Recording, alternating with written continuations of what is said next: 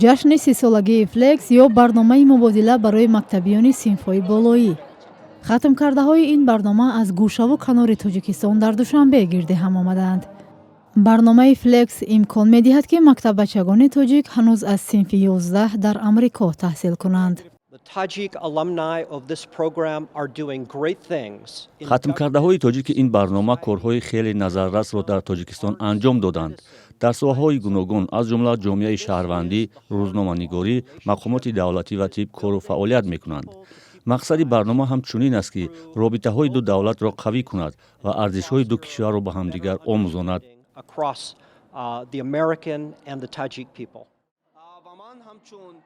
муҳаммадҷон соли таҳсили 2022-23-ро дар айолоти Мериленди Амрико гузарондааст.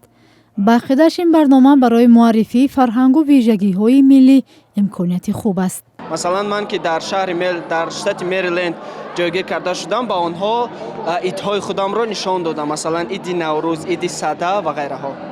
ба гуфтаи масъулон, ин барнома аз ҷониби шӯрои Амрико барои таҳкими дӯстӣ миёни мардуми ин кишвар ва Авроосиё таъсис ёфтааст. Он аз сӯи ҳукумати Амрико маблағгузорӣ шуда, иштирокчиён давоми 1 сол дар оилаҳои амрикоӣ таҳсил ва зиндагӣ мекунанд. дар давоми 30 сол зиёда аз 1000 нафар хонандагони мактабҳои миёнаи ҷумҳурии Тоҷикистон ба Амрико сафар намуданд, донишу малакаи худ ва касбӣ омӯхтанд, фарҳанги ҷумҳурии Тоҷикистонро ва фарҳанг, санъат, расму русуни тоҷиконро ба амрикоиён омӯзонданд.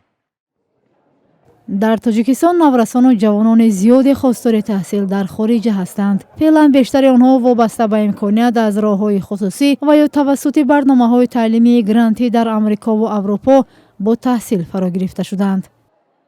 таҳсил дар Амрико бо сабаби гарон будан ба аксари ҷавонон дастнорас аст. аммо намояндагони флекс мегӯянд, талош мекунанд, ки ин орзуи наврасонро бароварда созанд.